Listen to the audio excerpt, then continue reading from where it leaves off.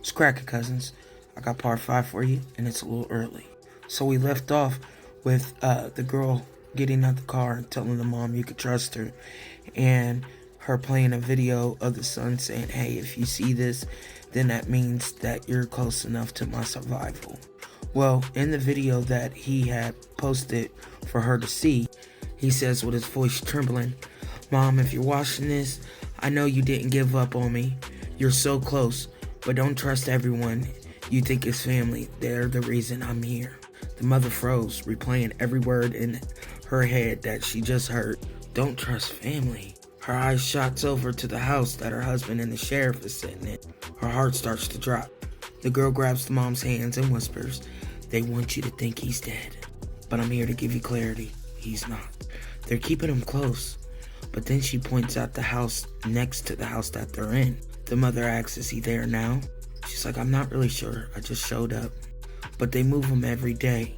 And they move him every day so nobody can say, oh, we seen him here. Whoop-de-whoop-de-whoop. And the case be opened up bigger than what it got exposure for. She tells the mom that she's been planning this with him for a while now. Hence the reason why she was able to see locations today and why that DVD was left in her house. She said when you showed up to the guy's house that had the chain on, she said we were in the backyard while you were in the front yard. She said we went over to your house and was watching it because your husband wanted us to take the surveillance, and we were making sure that, that's all we needed to grab. So she tells her, I left that just for you to see. She said when you showed up and you seen all of us there, the mom says, yeah, that place is familiar. She said, it's your brother-in-law, which her brother-in-law is actually the district attorney. She said we were meeting up there to explain to him what's been going on for the day so he could try to figure out what to do. And then you show up. She says, little do you realize your son was just maybe 10, 15 feet away from you. She said, how was he even at the event? The girl replied, your husband landed that way. She said, if he put him in plain sight, you still wouldn't see it because you're head over heels on the fact that he's missing. Which he was right. The mother gasps real loud, starts trembling. She's like, my brother-in-law? He's the judge and district attorney. Like, what's going on? Why are they wanting to do this? The girl says, I don't know. Your husband just keeps talking about the insurance money. And she's like, I'm not sure why the insurance money, but he keeps saying it's a big amount. My husband that was just unalived, he was the governor. And he left me and the kids this insurance policy that's worth $3 billion. So she's like, I don't know why he's talking about only $5 million for me, $5 million for him. She said, try less $500 million for each of us.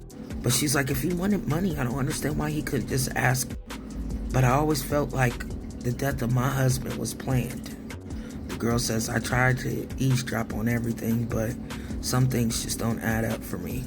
And I try to stay out the way because I don't want nothing to happen to me and my family. The mom tells her, I don't know why I'm telling you this, but I just feel like you need to know. The girl says, well, I'm glad you are. It just shows me that you can trust me. The girl says, even when you think you shouldn't trust me, we all have a position to play.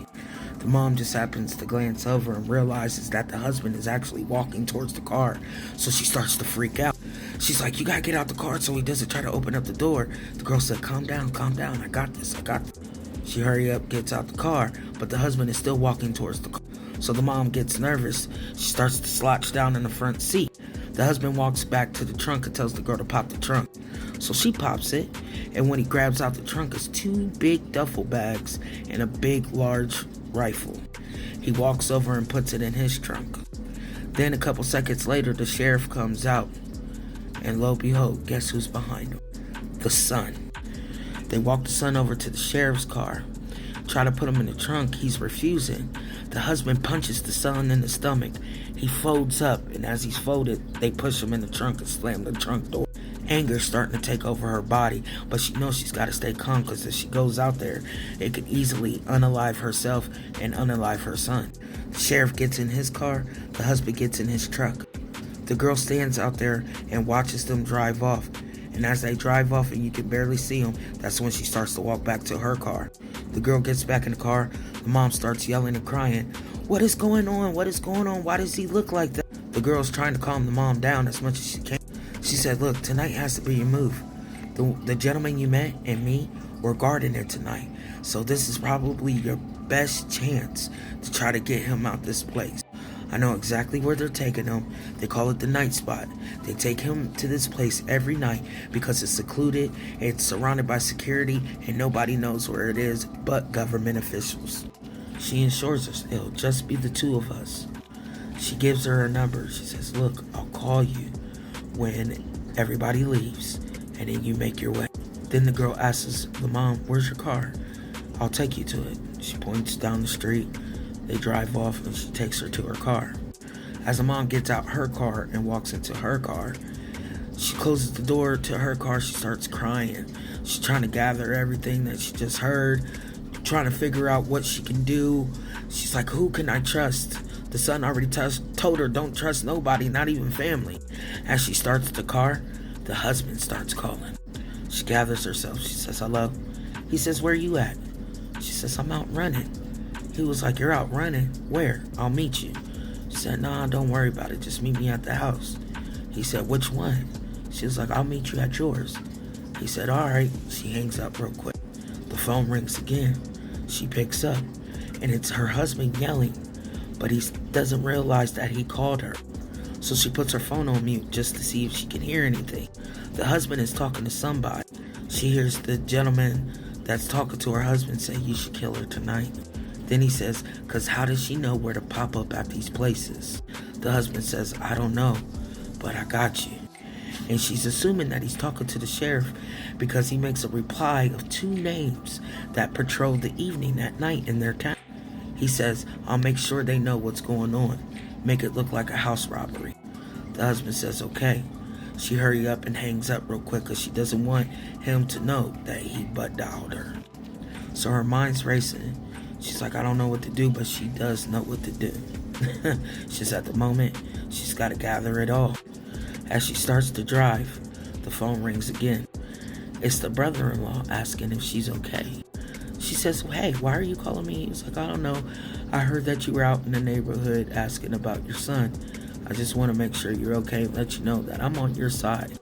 Knowing what she knows now, she just plays it off. Yeah, I'm okay. I'm about to head to your brother's house. We're going to eat dinner and go to sleep. It's been a long day. The brother-in-law says, hey, that's okay. Maybe I'll see you in the morning. She was like, yeah, you'll see me in the morning. She hangs up. Like for part 6.